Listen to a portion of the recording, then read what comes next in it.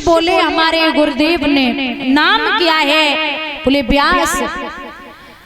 अब बताया है तो उन्हीं 4 श्लोकों से महाराज श्रीमद् भागवत की रचना हुई और वही सुखदेव भगवान उस भागवत को जो जिन्होंने अमर कथा सुनी थी, और अमर कथा कोई और नहीं है, स्वयं भागवत को ही अमर कथा कहते हैं। आज वो शिरोधार करके वहां पहुंचे हैं परीक्षित के पास में।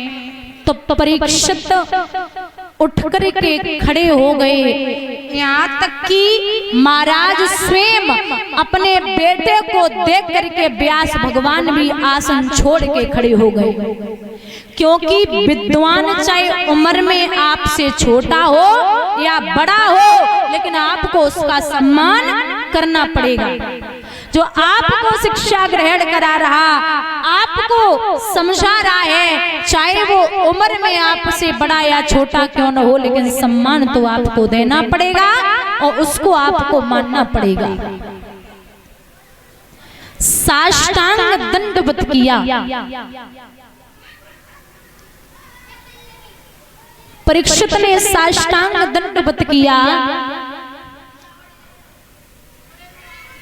शरण धोकर के शरणागत लिया, आसन पर बिठा लिया और कहते भी हैं कि भैया अगर पैर छूने चाहिए, कुछ लोग हमने देखे घुटने छुए क्यों छाती ते लगाते, पता नहीं कौन सा प्लेटफार्म बनो वो है। पैर अगर छूने हैं तो बुजुर्गों के पैर के अंगूठे में तेज होता है। आप पैर छुएंगे, दिमाग से लगाएंगे तो बुद्धि बढ़ेगी। अब घुटने छूना तो व्यर्थ है।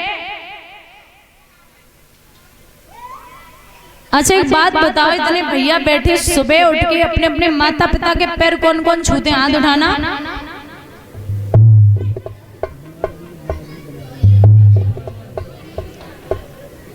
जिनके हैं नहीं उनके गुरु होंगे,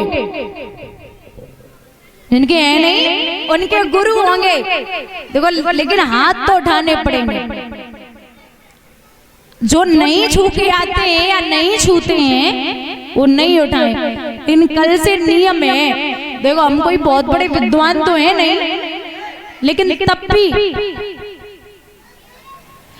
चौपाई में बाबा लिखते हैं कि प्रात हो तो ठिके रघुनाथा और मात पिता गुरु नावे माता है।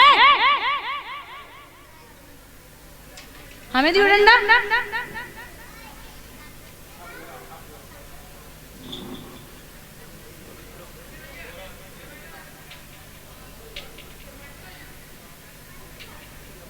महाराज आज जब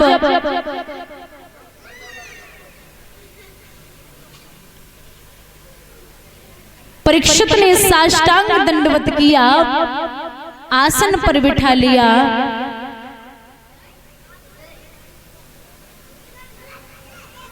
कहा है महाराज बैठिए। सुखदेव ने जवाब दिया, है परीक्षित आप प्रश्न करो।